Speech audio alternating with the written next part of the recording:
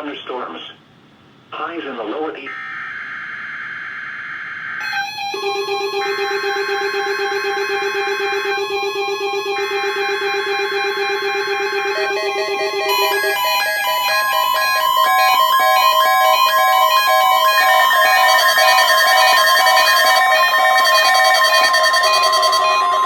This is the National Weather Service Office at Greenville, Spartanburg. The preceding signal was a test of weather radio station WXL-70's public warning system. During potentially dangerous weather situations, specially built receivers can be automatically activated to warn of an impending hazard. Tests of the signal and receiver's performance are normally conducted between 11 a.m. and noon each Wednesday.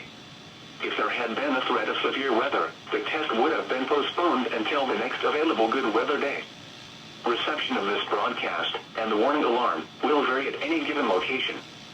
This variability, normally more noticeable at greater distances from the transmitter, can occur even though you are using a good quality receiver, in good working order. The warning alarm will be activated for hazardous watches and warnings.